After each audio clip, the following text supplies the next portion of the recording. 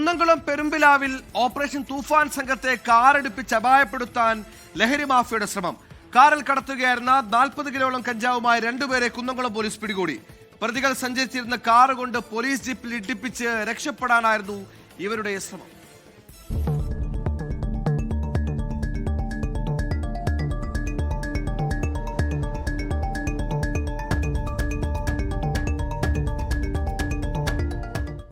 ഇന്ന് പുലർച്ചെ 5 മണിയോടെയായിരുന്നു സംഭവം. കുന്നംകുളം പോലീസും ജില്ലാ ലഹരി വിരുദ്ധ സ്ക്വാഡും ചേർന്ന് നടത്തിയ സംയുക്ത പരിശോധനയിലാണ് പ്രതികളെ പിടികൂടിയത്. രഹസ്യ വിവരത്തെ തുടർന്ന് പെരുമ്പിലാവ് പട്ടാമ്പി റോഡിൽ വെച്ചായിരുന്നു പരിശോധന. കുന്നംകുളം ചൊവ്വന്നൂർ സ്വദേശി സനൽ, മലപ്പുറം നന്നമുക്ക് സ്വദേശി മുബഷിർ എന്നിവരാണ് അറസ്റ്റിലായത്. സ്വിഫ്റ്റ് കാറിലാണ് ഇവർ കഞ്ചാവ് കടത്തിക്കൊണ്ടുവന്നിരുന്നത്.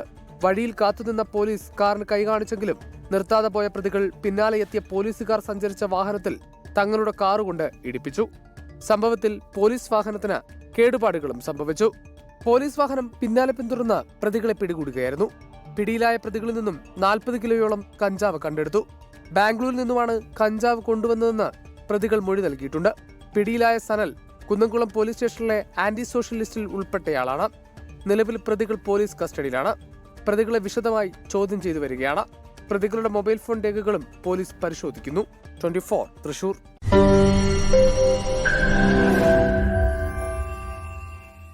ലോകത്തെവിടെയായാലും ഏത് സമയത്തും 24 വാർത്തകളും ഓഗ്മെന്റഡ് റിയാലിറ്റി പാക്കേജുകളും എക്സ്പ്ലെയിനറുകളും വിശദമായി കാണാൻ ഞങ്ങളുടെ യൂട്യൂബ് ചാനൽ നിങ്ങൾക്ക് സബ്സ്ക്രൈബ് ചെയ്യാം.